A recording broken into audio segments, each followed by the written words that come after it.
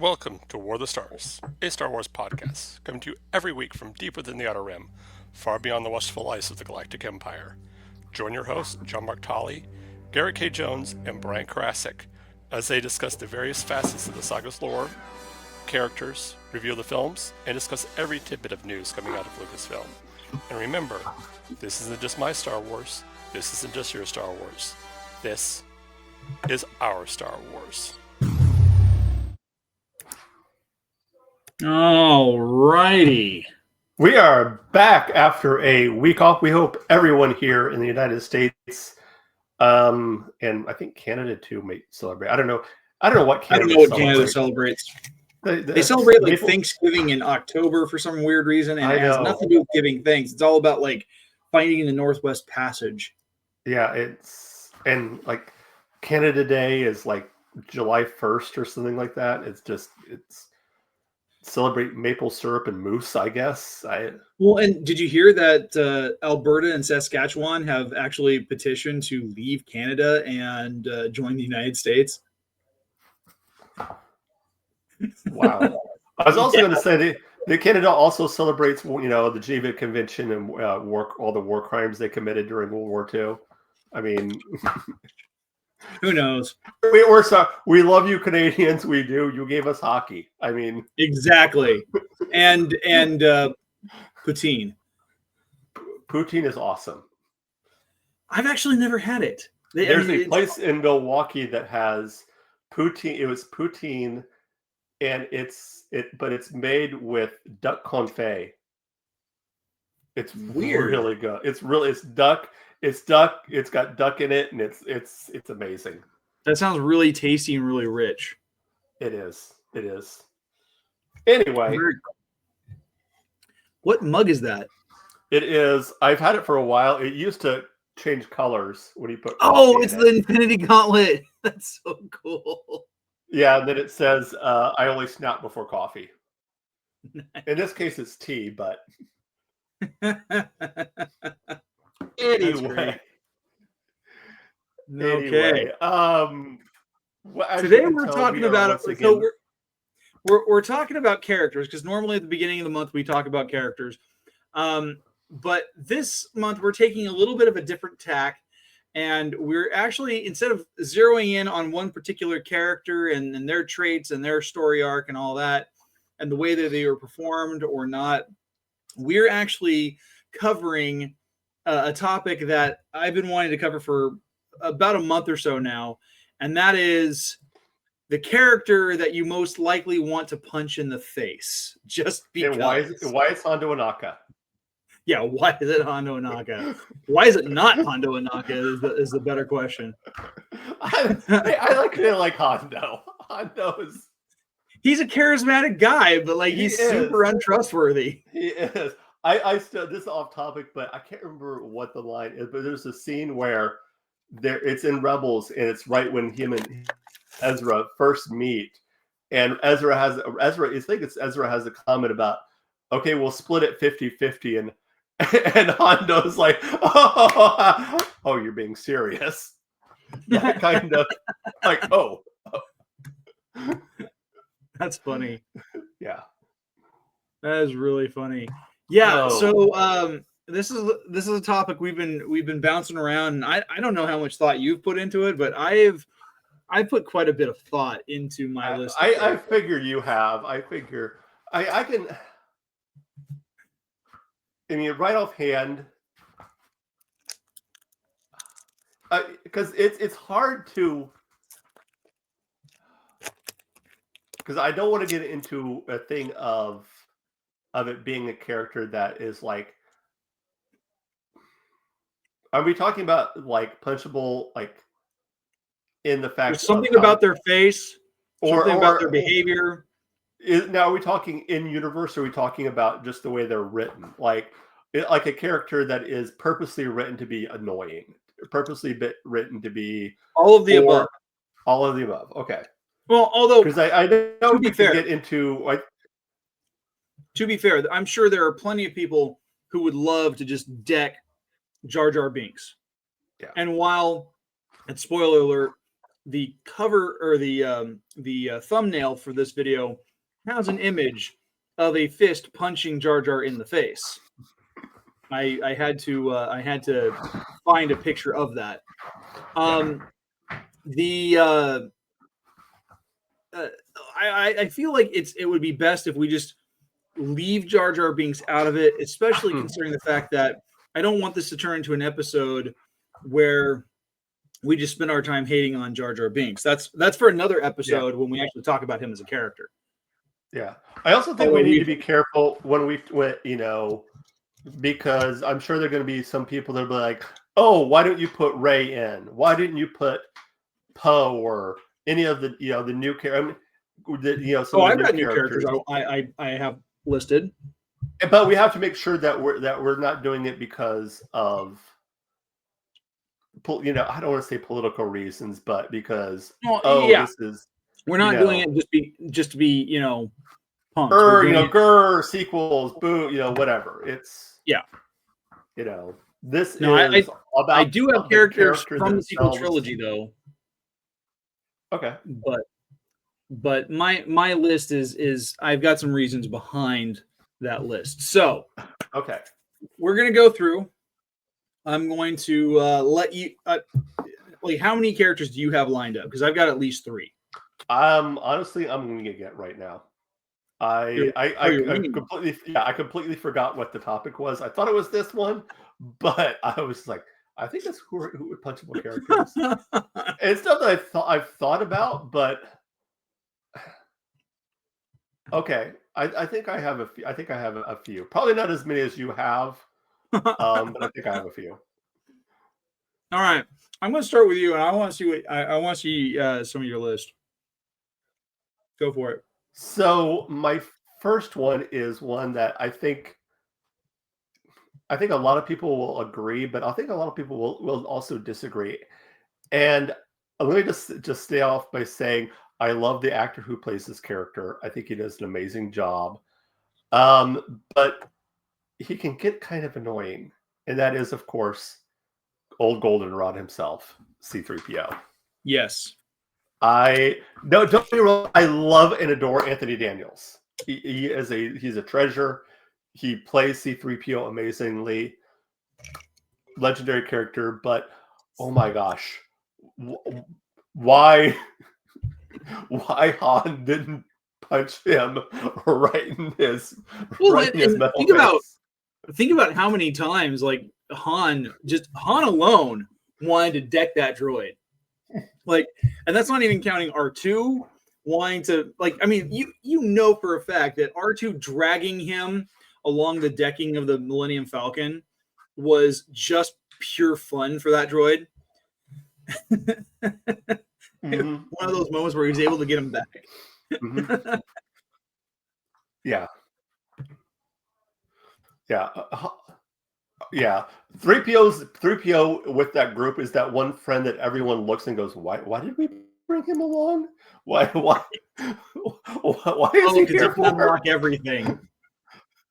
Oh yeah. Whose idea was it to invite him? Oh yeah. So what is it about C-3PO that annoys you most? I think it's the whining. He's a very whiny character. He's a very, everything is doom and gloom. Everything is the end of the galaxy, the end of the world. It's just, oh, how are we going to get out of this? And it's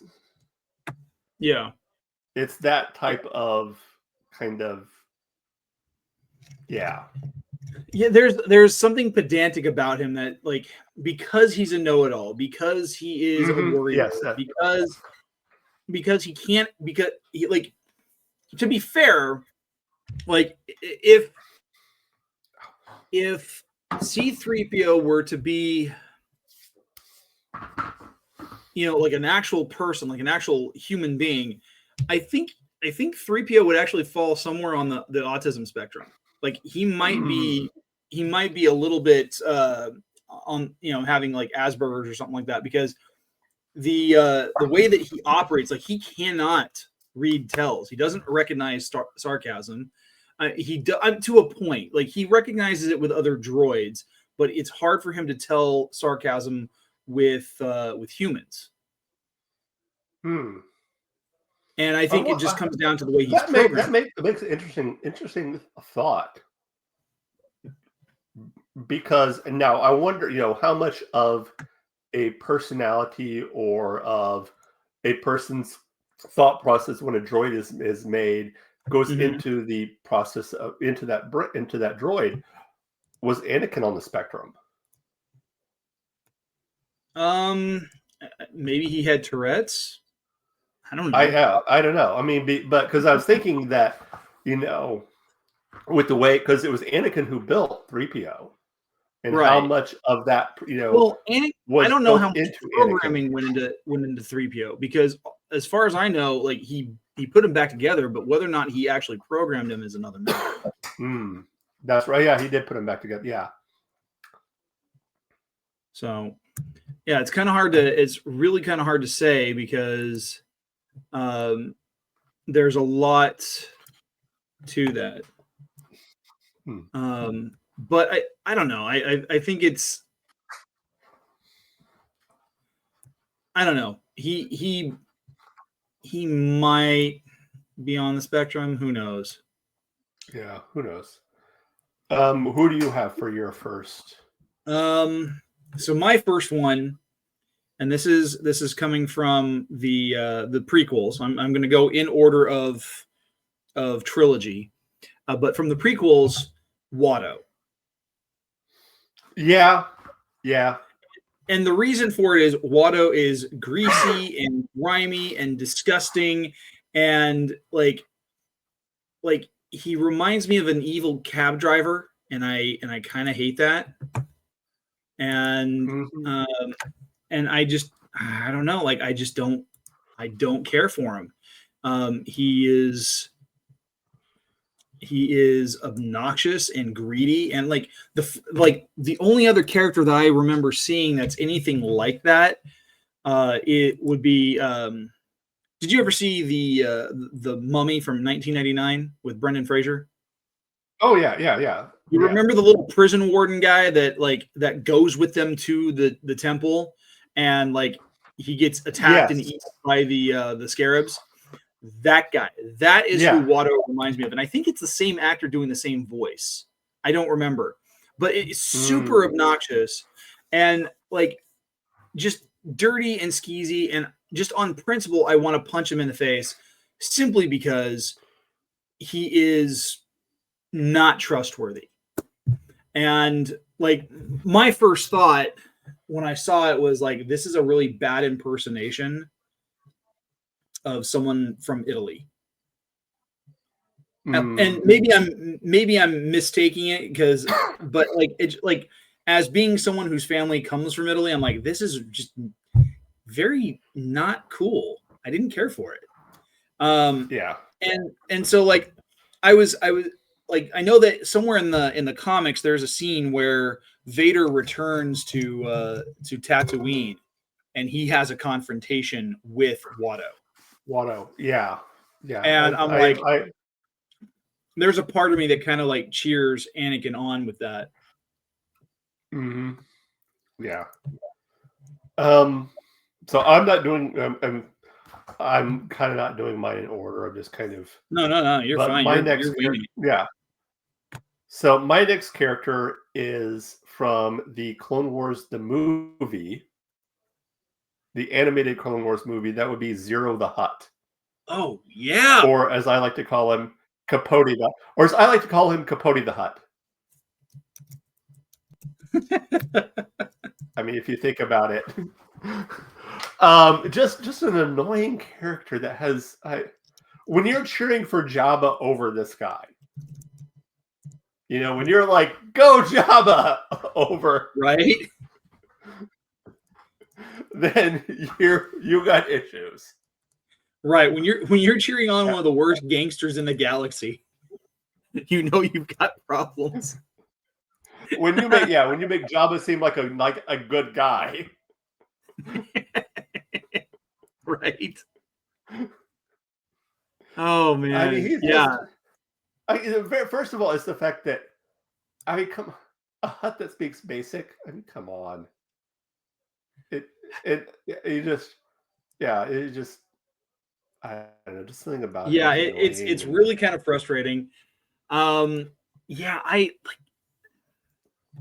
Zero was one of the he was one of those characters that just on principle I didn't care for. Like he was super obnoxious. Like when I was less annoyed by Jar Jar Binks, that says a lot about a character. And I was never a fan of Truman Capote. Don't get me wrong. He directed a great film with Breakfast at Tiffany's and some of the other work that he did, but he was a weirdo and he was creepy and that voice was just cringe-inducing. I mean, he's one of those characters that I was perfectly fine with never seeing him again. Right. And then they brought him back in the series. I know. It was short-lived, but didn't need to bring him back. Why? Unless you're going to kill him off. And you know what? That actually brings up a question. Did they kill him off? I don't remember if they did or not. Zero the Hutt die in the Clone Wars?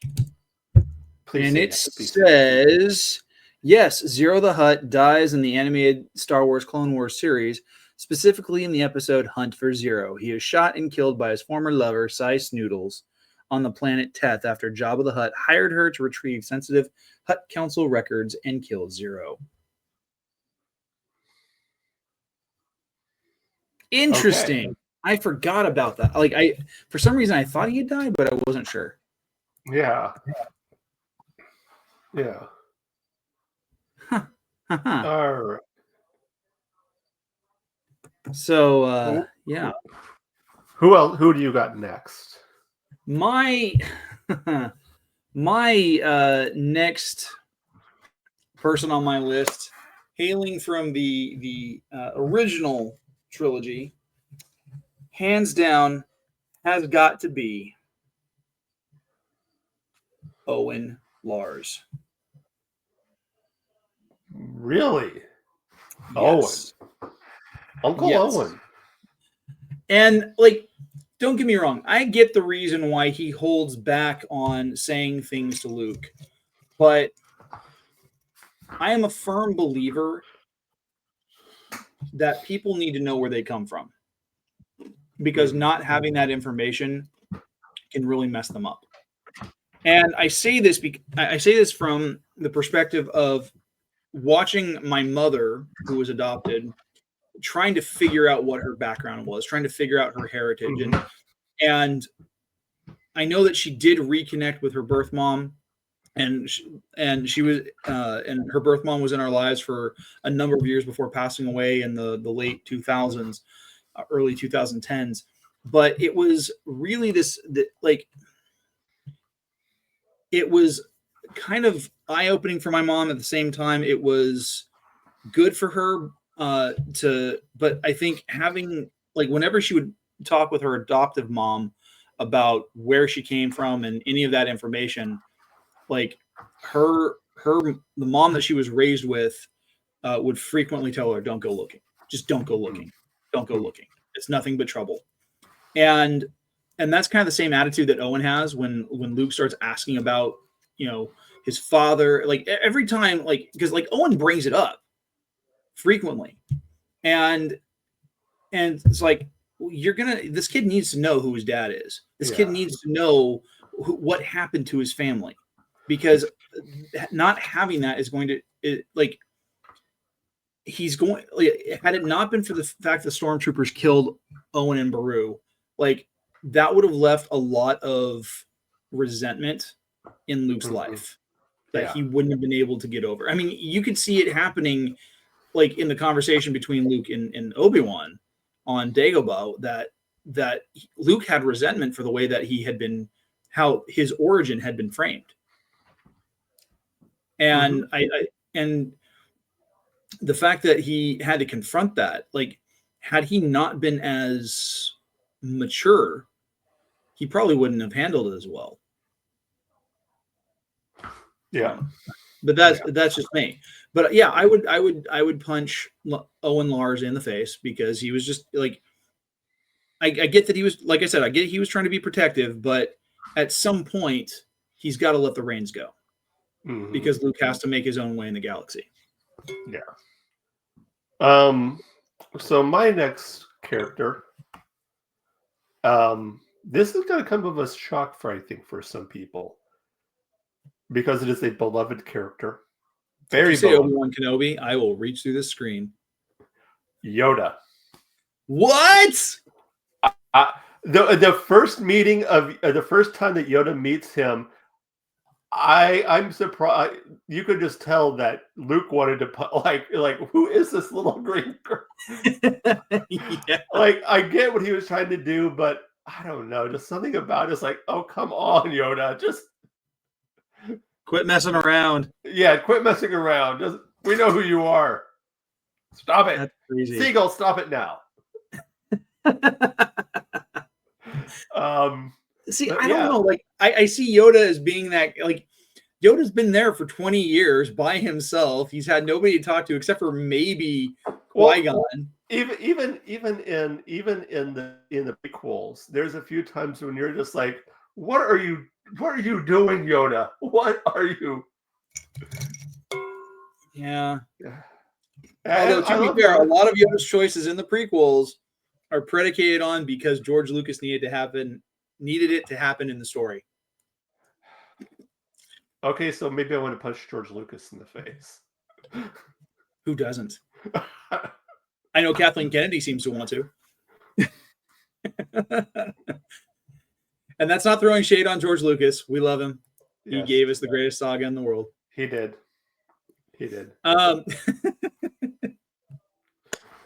So, so why specifically? Is there any one specific thing that, aside from Luke's first meeting with Yoda, I think it's just, I don't know.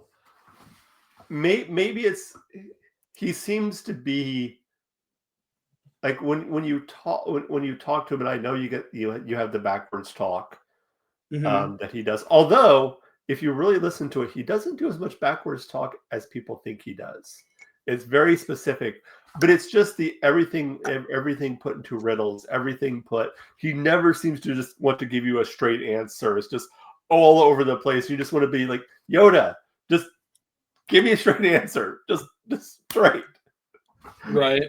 Everything's a puzzle with don't know these analogies and these beating around the bush. Just it's kind of like when I would ask my dad for help on my math homework as a kid, and like I'm doing pre-algebra in middle school, and he's like, and then when you get to calculus, and it's just like, dude, can you stop being a math major for 5 seconds? Oh, I would have. Oh, that would have been horrible. There's a reason why I was a creative writing major. The least amount of math possible. Numbers bad. They're using numbers and stuff. It's when math starts using letters that gets really confusing. Oh, I know. I just. And then in stats, when you start getting introduced to Greek letters, and you're like, why are they using sigma? I didn't get that far. I didn't. Oh, you're lucky. Yeah, I have math learning disability. I graduated basically at pre-al. Is as high as I went in math, and it's just like, okay. Yeah. So I'm really looking forward to it when Lily gets up there, because it's going to be like, that's you. Like my wife, that's you. Although my daughter's good at math, so. Well, that's good. If she I struggle. Like, I nailed geometry. I nailed pre-algebra. Where I struggled with is I just got bored with it, and I didn't want to work on it, and so I'd let my grade drop. Yeah. Algebra 2 is where I really had the struggle because I didn't understand it, and there was a lot more complex problem solving going involved. Mm-hmm. But it wasn't until like my fourth pass in college to get through intermediate algebra to get to a transferable math class that I finally had a teacher that helped me break down how much of a puzzle it really was. And when I understood that's where it clicked for me, and I started doing really well. I did have one teacher that when one semester I took in college, that because I had to do a basic, your gen ed courses, and one of them was math, and he explained it. But word problems were, I always got it. My answers were always like, purple because aliens don't wear hats. Yeah. Oh God, what was it? About 5 years ago. It was about 5 years ago this time. My dad and I were taking my grandmother up to my aunt's house up near Sacramento, and she was going to go live with my aunt because she couldn't live on her own anymore. And we're on the drive up, and we're talking about something, and he starts bringing up math, and he starts trying to give me a word problem, and he's like, "So, what's the answer?" And I had just looked over at him straight face. I'm just like, "Potato." Like, I don't know. Yeah, my dad would do that too, and just be like, it's I don't know. Talk to me about movies. Talk to me about TV. Talk to me about a book that you're reading that's really interesting. Talk to me about anything that I'm actually going to need. Like, I don't need algebra. I don't need any of that. Like, I remember growing up and having my dad sit there telling me, "You're never going to have some magical little thing in your pocket that'll just give you the answers all the time." BS, because I can Google that stuff. Literally, we do. Quite literally. You own one too, Dad. Oh, wow. Oh, man, we need to get back on topic. This is not Math Wars. This is Star Wars. If it was Math Wars, I would not be the host. No.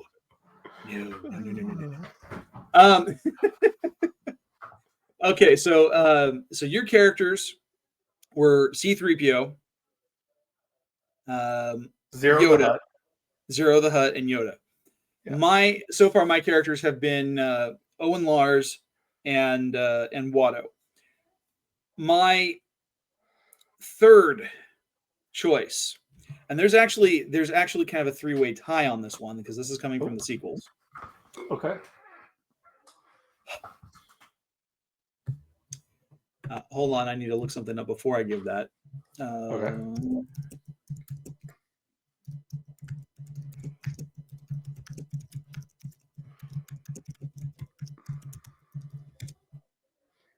Okay, so I am my three-way tie. First is Hux, Commander Hux, just because he is a sniveling, like arrogant POS character, and he don't get me wrong, Donald Gleason does a great job playing the character. It's a very different character from other performances he's given in his career, and he's good at performing the character. It's kind of like watching Jack Gleason playing Joffrey Baratheon in Game of Thrones. Like, you just can't help but want to just throttle him. It's that good of a performance. Hate the character, not the actor. But still, like I don't usually have a problem with gingers. This was a ginger I wanted to throttle. The second character that I have major issue with that's tied on this trifecta is General Pride from the Allegiant Star Destroyer. This is the character played by Richard E. Grant in Rise of Skywalker. Okay. He was so smug. He was so just like I don't know. Richard E. Grant is a very good character, and in the last few years, he's come into his own playing more villainous characters. But there is the way that he plays Pride is just one of those characters where him and Hux go side by side, and I just wanted to beat the living tar out of both of them. And it's not because they're bad guys. It's actually just because the way the characters are. and how they're performed, and it, it makes you love to hate them.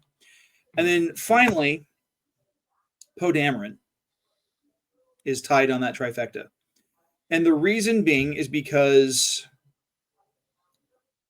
he's not funny. Like, he's trying so hard to be funny, and like instead he comes off as just being belligerent and unfunny, and he actually creates more problems than he needs to. Mm-hmm. And I just didn't care for him as a character. Like, I wanted to like him. He seemed like a cool character, but it was like he was like Han Solo light. He was like the Diet Coke of Han Solo. Yeah. Yeah. Yeah, I understand that. So my next character, I'm going to go back to the animated series, and I'm going to preface this with, it's this character up till about, I'd say, the third season of the show, and that is Ezra Bridger, particularly season 1 Ezra Bridger. I knew it. Just something about him. Now, he gets better. I will say this: the character by the time you get to the end of the season, Ezra's is a completely different character than the Ezra you met. He goes through some growth and transformation. Yeah. But at the beginning, he's just a punk kid. He is. And he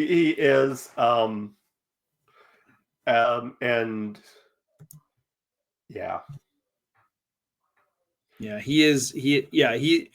He was not a likable character at first, but he's one of those characters, like, he kind of grows on you, and it's not like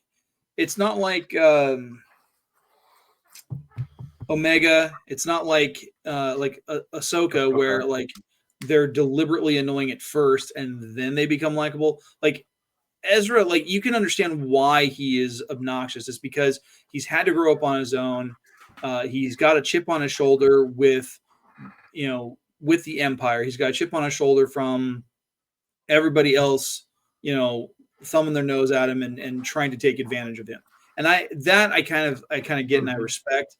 And so he comes off as brash and standoffish and disrespectful, but he changes. He grows from that. Yeah, definitely. And he's, like I said, this is a very specific answer of a particular time, but but I do think that the groundwork for making that character to be much more likable and much more palatable was laid very early on in the series. They're definitely, even in season 1, where you're like, oh, okay, I understand now why he is the way he is. But yeah, early Ezra was just kind of insufferable. He was kind of a punk. Yeah. And that totally makes sense. I honestly, like, I'm not entirely sure how I would list my next one, because like I've pretty much listed all the characters that I would legitimately want to punch in the face.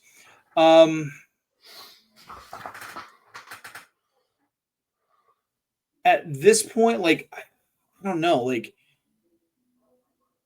I think probably the only other character I had any kind of issue with was pretty much most of the cast from the Acolyte. And like there aren't too many characters from the animated series or from any of the other live action series. Like there's nothing terribly obnoxious about any of the characters from Ahsoka or and obviously the characters from Skeleton Crew were meant to be. Oh, I take that back. I'm so, like, Jude Law. On like he would be a character that his character, again, not the actor, character that he's playing. I would want to just smack him around because, dude, like, don't get me wrong, I get it. He's a pirate. He's going to take advantage. He's a bad dude.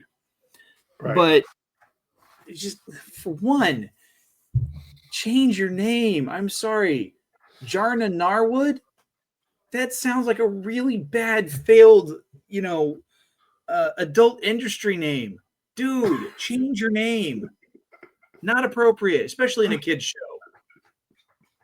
I mean, he doesn't know he's in a kid's show, but yeah. Oh, okay. So yeah, I would deck him. Yeah. Again, my next one, let me preface this by first of all saying I in no way am endorsing hitting a woman. And this again is a very specific one. It is Padme in episode 3. Really? I mean, come on. You have to he first of all, he's giving you a warning after red flag after red flag after red flag after red flag. He's basically parading. It's basically like being with Anakin during this time is like being in an old Soviet Union military parade. It's just red flag after red flag after red flag after red flag. I mean, but just like wake up. What? To be fair, like Padme throughout the entire prequel trilogy is, the way that she handles her interactions with Anakin are just. I know. They start innocently enough, and I get that, but it's like at no point does she ever say to him, "Hey, there's a huge age gap here. We should not be interacting like this. I'm a head of state." Yeah. Well, the first movie, it was innocent enough. Innocent enough, but I mean, I still see that meme where they're on Naboo and when Anakin is supposed to be guarding her, and he's getting really creepy and saying like, "I can't think of you. I think of you all the time," and you see the meme shows Padme underneath the table pressing the panic button.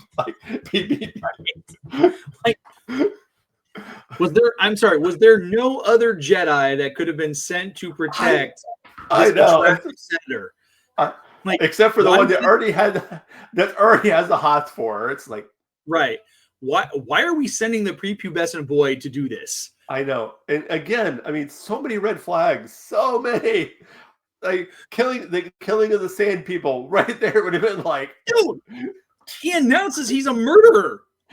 I would have just been like, hey, look over there. My version would have ended like this: the Padme going, hey, I think your brother-in-law is calling you over there, running over to the starship, taking off, leaving Anakin behind. Right. Comes up directed by George Lucas.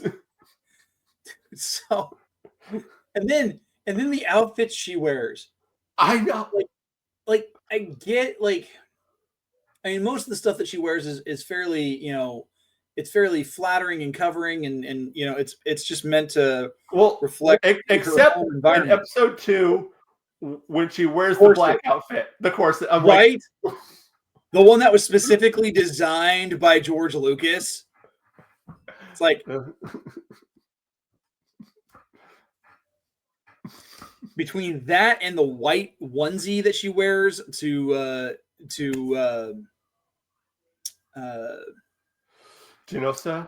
Geonosis, yeah. It was like come on.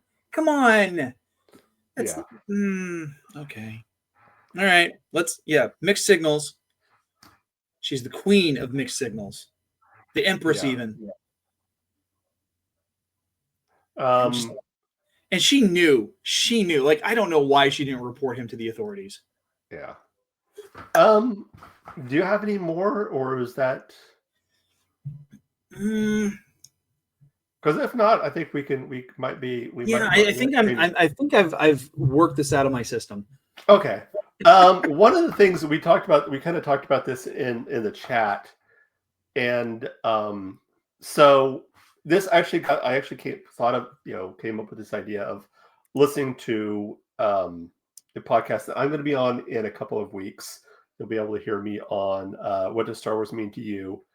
And they were discussing the recent Emmy nominations and a lot of the fact that it appeared that at least in their mind that Andor got snubbed with a lot of the, like your typical sci-fi show movie. It got a lot of the technical award nominations, costuming, special effects, video editing, stuff like that. And it got me thinking about that, not just with Star Wars movies, but with genre movies in general. And how when it comes to the awards, yes, they tend to get, and when I say genre, I'm talking sci-fi, fantasy, horror, comic books. When it comes to what are considered to be the big awards, Best Picture, Best Actor, Supporting, they tend to get the short end of the stick. Even if they are really, really good performances, they tend to kind of get pushed to the background, and try to figure out why that is. And is there this idea of, it's not just with that, but this idea even when it comes to quote unquote blockbusters, there's this idea that just because a lot of people like the movie doesn't mean, almost like they think like more people who like the movie means the less it's actually a quote unquote good movie in their eyes. Because I was looking at it, and so the last genre movie, if you're talking, like I said, genre as far as like sci-fi, fantasy, horror, comic books, the last genre movie to win an Academy Award for Best Actor, for Best Picture.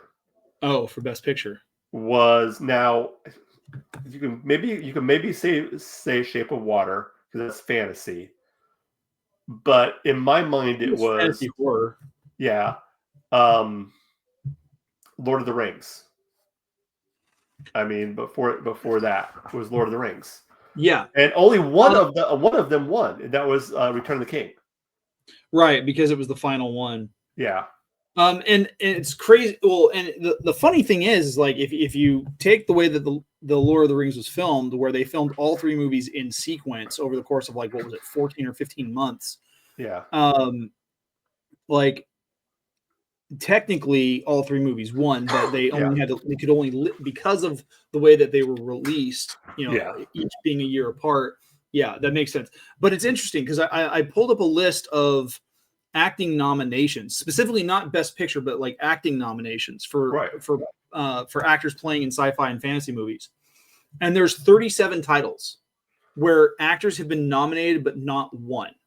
Okay. So I'll go through the bottom of the list and work my way forward. So 37, The Dark Knight.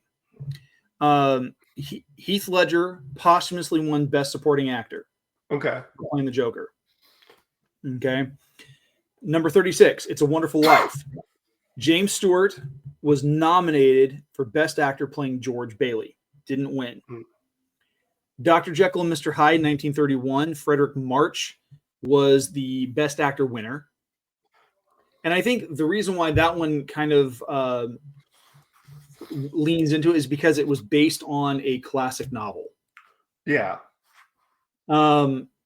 Then number 34, Peggy Sue Got Married.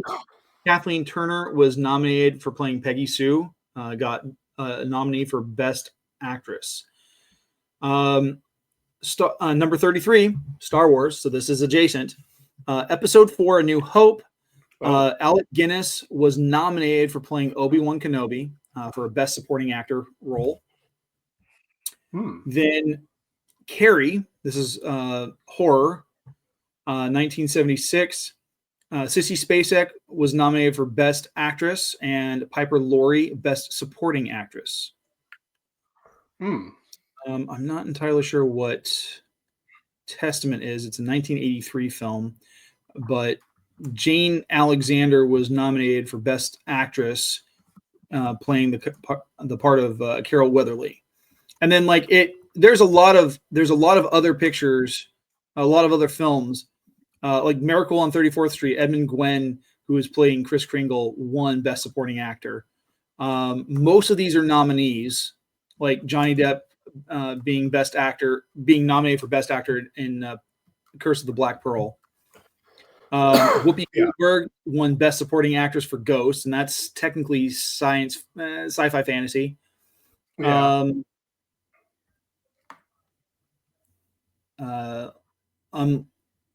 I'm looking through here, and very few of them have actual winners. A lot of Ruth Gordon won Best Supporting Actress for playing Minnie Castevet in Rosemary's Baby.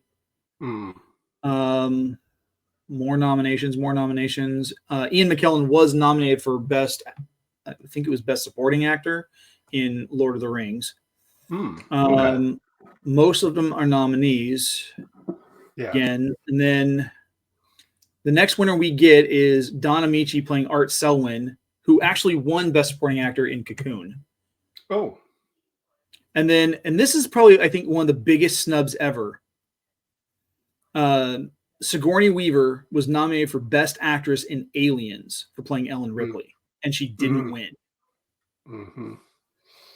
Do you think Do you think that I mean, people look at genre films, maybe in Hollywood, and do you think there's still this kind of like turning up their nose at it and looking at it like the lowest, it's fun, but it's not true art? Because I was looking at this because I'm also looking at because I have a list here of the last 20 best picture of the last 20 years and how much they made. Yeah, and kind of looking at it so a blockbuster can be considered to be any movie that makes $300 to $500 million worldwide in the box office. Now that depends on, of course, how much it costs to make the movie compared to how much it lists. So going from the last 20 years, 2005, $1 Million Baby made $216 million. Right. Then you have Crash made $98 million. The first one to hit that mark of being, if you're taking at least $300 million to be considered blockbuster, was Oppenheimer. It was not, and that made nearly $1 billion. Well, but we also have to account for inflation and stuff like that, because you look at a movie like $1 Million Baby. $1 Million Baby had, let me see here. $1 Million Baby had a budget of $30 million. Okay, and so it definitely made its money back. But you have a movie like Hurt Locker, and its gross earnings were worldwide were anywhere from 216.8 to 231.9 million dollars. Right. It made way more back in the box office. I mean, just the domestic gross alone was $100 million. Well, take a look at a movie like Hurt Locker, which made $49 million worldwide. But it's interesting because you look at because we're talking about fantasy. I mean, only two movies have been nominated and have won for Best Picture under the fantasy banner, and that, as you mentioned, Shape of Water and Lord of the Rings, Return of the King. Well, you have that. I mean, you can say, I think you can put Everything Everywhere All at Once in kind of that.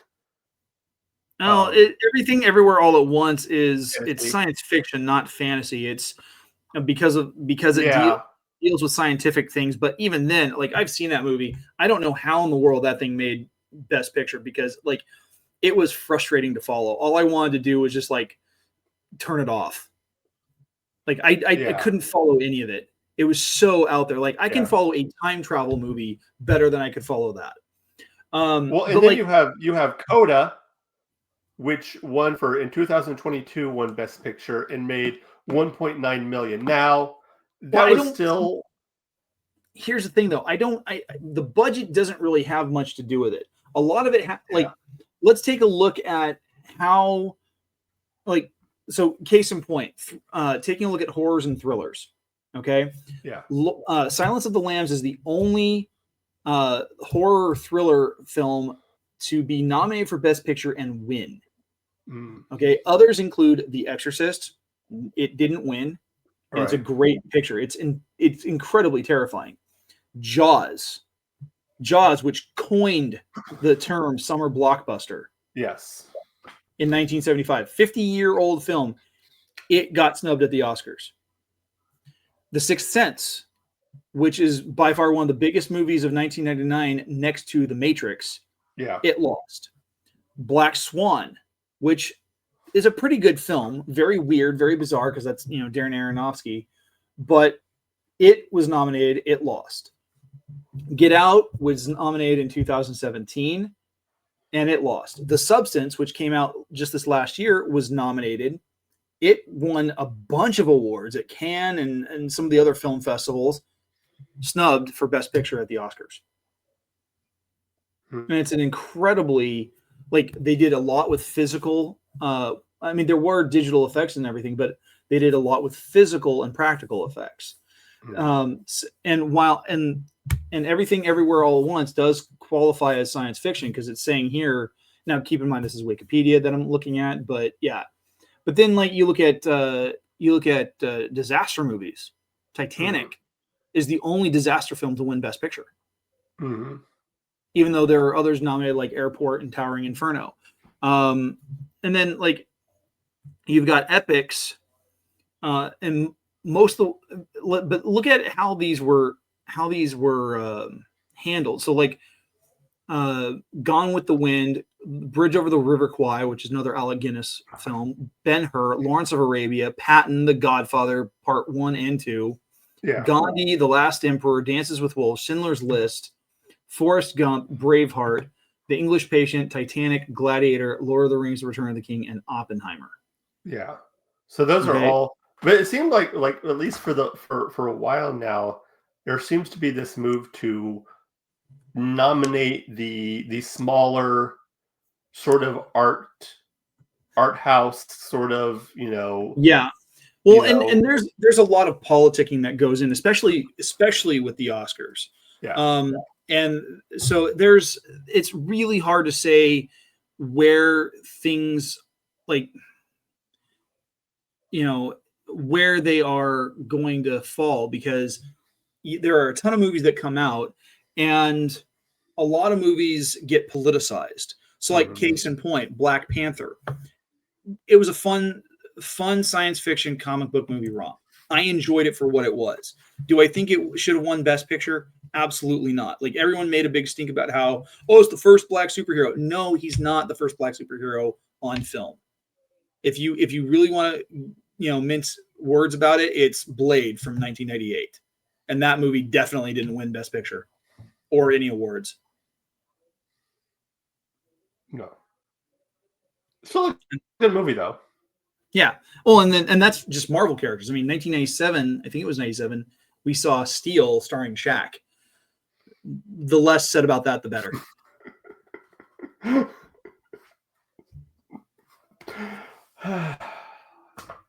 Anyway. Yeah. So, yeah. But think about who. But look, the thing to consider though is look at who some of these directors are. Okay, because with The Godfather Parts 1 and 2, it's Scorsese.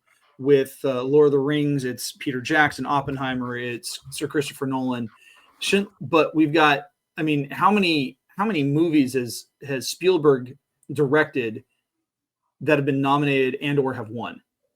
A lot. But people forget that it wasn't until Saving Private Ryan that he won. No, no, sir. Schindler's List. Schindler's List was okay. Schindler. I couldn't remember which came first. It was Schindler, or if it was Saving Private Ryan.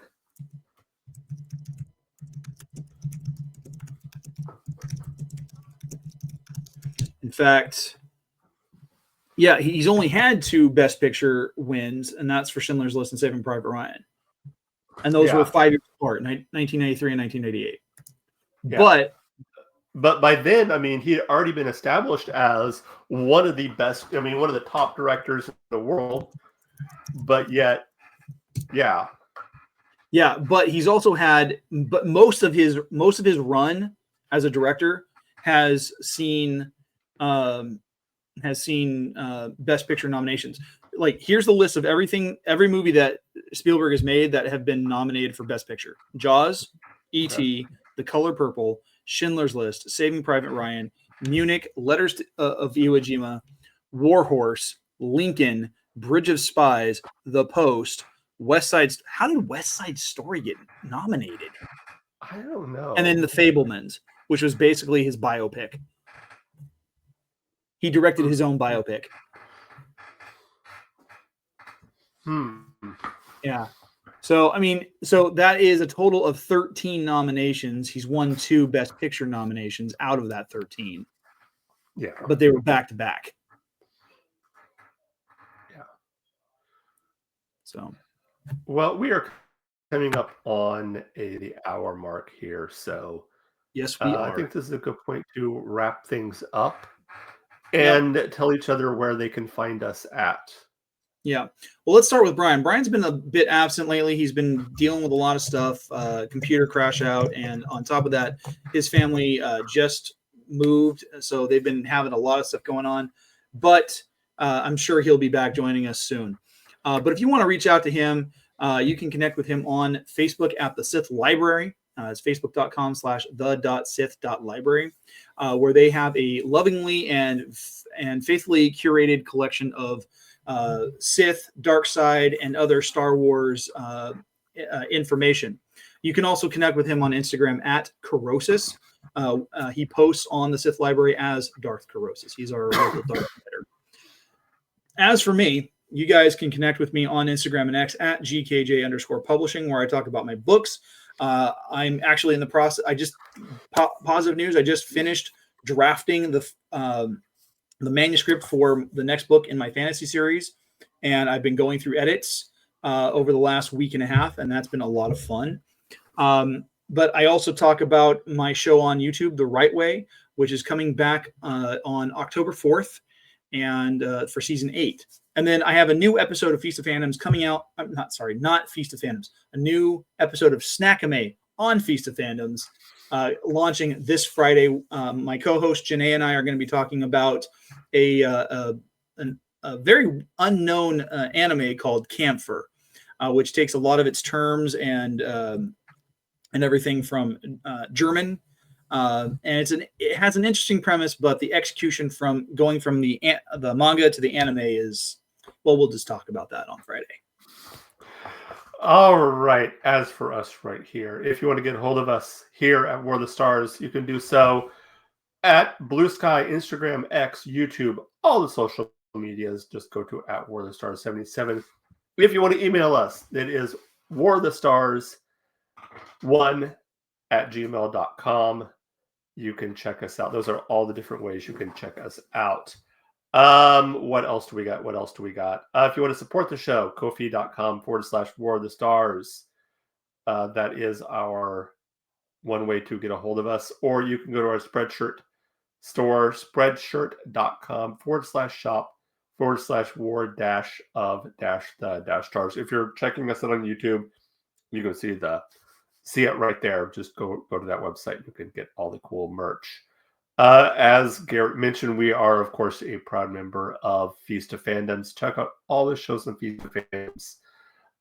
From NCU Mondays, Captain's Logs and Lightsabers, War of the Stars, The Cantina Happy Hour, Snackame, and, of course, The Geek Gauntlet. All great shows. Check them out. That will do it for us. Check us out next week as we talk about our guilty pleasures. That should be a lot of fun. Until next week, remember, this is not just my Star Wars. This is not just your Star Wars. This is our Star Wars. Until next time, may the Force be with you.